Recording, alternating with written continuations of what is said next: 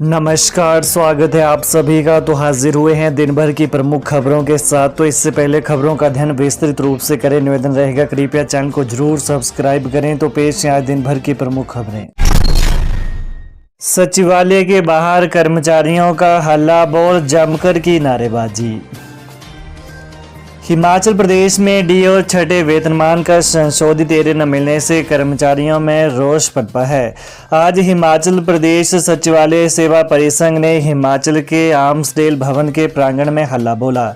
हिमाचल प्रदेश सचिवालय सेवा परिसंघ के चेयरमैन संजीव शर्मा ने कहा कि सचिवालय में करीब 750 पद खाली पड़े हैं और पे फिक्सेशन नहीं हो रही है। कॉन्ट्रैक्ट पीरियड की रिवाइज सीनियोरिटी लिस्ट नहीं निकल रही है। डी एरर और पे स्केल एरर सबसे बड़ा मुद्दा है और पे एरर के नाम पर पूर्व सरकार के समय केवल 50,000 रुपए मिले थे। चुरा के विधायक हंसराज बोले, राजनीतिक रोटियां सेंकने वालों पर करेंगे मानहानि का केस। चुराह के विधायक हंसराज ने कहा कि उनकी छवि को धूमिल कर राजनीतिक रोटियां सेंकने वालों पर मानहानि का केस करेंगे।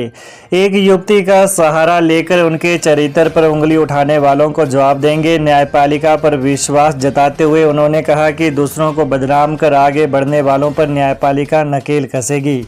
विधायक ने बताया कि जिस युवती की ओर से गलतफहमी में आकर पुलिस में शिकायत दी गई, उसके बाद न्यायालय में युवती ने गलती से आरोप लगाने की बात स्वीकार की। इतना ही नहीं, युवती के पिता भाजपा से संबंध रखते हैं। उनकी छवि को धूमिल करने वालों को जवाब देने के लिए आखिरकार उस युवती ने सोशल मीडिया पर सब साफ किया है। बावजूद कुछ छुट भैया नेताओं को यह हजम नहीं हो रहा है और जनता को भ्रमित करने के काम में लगे हुए हैं। जल्द ही दस्तावेजों और सबूतों के आधार पर न्यायालय में उनके खिलाफ मानहानि का केस करने जा रहे हैं।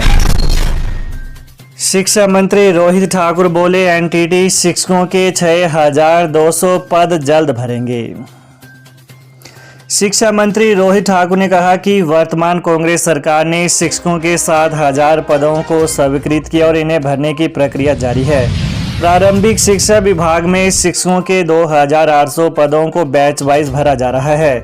इनमें से 1,700 अध्यापकों को नियुक्ति पत्र प्रदान कर दिए गए हैं, जबकि बाकी 1,100 जेबीटी पदों की भर्ती प्रक्रिया अंतिम चरण में है। 2,800 अन्य पदों को भरने की प्रक्रिया राज्य कर्मचारी चयन आयोग के माध्यम से शुरू की जा चुकी है। इसके अतिरिक्त 700 प्रवक्ताओं की नियुक्ति प्रक्रिया अंतिम चरण में है। वर्तमान कांग्रेस सरकार ने 95 कॉलेज प्रिंसिपल और 483 सहायक प्रोफेसर नियुक्त किए हैं। इसके अतिरिक्त 6,200 एनटीटी अध्यापकों की भर्ती की प्रक्रिया भी जल्द ही शुरू की जाएगी। राज्य चयन आयोग को मिला पत्र, 21 परीक्षाओं का परिणाम घोषित करने की प्रक्रिया शुरू। राज्य चयन आयोग हमीरपुर को आखिरकार 21 भर्ती परीक्षाओं का परिणाम घोषित करने की आधिकारिक चिट्ठी सरकार से मिल गई है। इस चिट्ठी के मिलते ही अब इन 21 भर्ती परीक्षाओं को प्रक्रिया आगे बढ़ाने का कार्य जल्द शुरू होने की उम्मीद है। हालांकि स्टाफ की कमी आयोग के आड़े आ रही है। महज 16 कर्मचारियों को स्टाफ वर्तमान में राज्य चयन आयोग में कार्य कर रहा है। इन 16 कर्मचारियों में भी लिपिकीय स्टाफ महज 10 से 12 है, जबकि अन्य चतुर्थ श्रेणी कर्मचारी हैं। विपक्ष नेता जयराम ठाकुर बोले, कर्मचारियों को डीए और एरियर जारी करें। सीएम श्वेत पत्र जारी कर बताएं ऋण कहां खर्चा। नेता प्रतिपक्ष जयराम ठाकुर ने कर्मचारियों और पेंशनरों की मांगों को जायज ठहराया है। उन्होंने प्रदेश सरकार को विश्वासघाती और धोखेबाज करार दिया। उन्होंने कहा कि चुनावों से पूर्व कांग्रेस नेताओं ने सार्वजनिक रूप से कहा था कि हम सत्ता में आएंगे तो आउटसोर्स बंद कर पक्की नौकरी देंगे, लेकिन अब मुख्यमंत्री सार्वजनिक मंचों से ही कह रहे हैं कि पद आउटसोर्स से भरने जा रहे हैं। शिक्षकों के वेतन पर भी टिप्पणी की जा रही है। दूसरी तरफ जयराम ठाकुर ने कहा कि चुनावों से पूर्व कांग्रेस वायदे कुछ करती है और जब सत्ता में आती है तो फिर मुकर जाती है।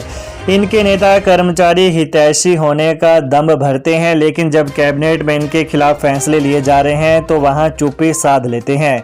ऐसे दोहरे चरित्र वाले नेता किसी का भला नहीं चाहते और सिर्फ सुर्खियां बटोरने के लिए बयानबाजी करते रहते हैं। उन्होंने कहा कि पहली ऐसी सरकार है जो ऋण तो बेतहाशा ले रही है, लेकिन न तो समय पर सैलरी मिल रही है और न ही डीए व एरियर घोषणा के बावजूद दिया जा रहा है। मेडिकल रिएंबर्समेंट का भुगतान 2 वर्षों से नहीं हुआ है। विरोध के चलते बोर्ड को घटाना पड़ा डीएलएड और टेट आवेदन शुल्क।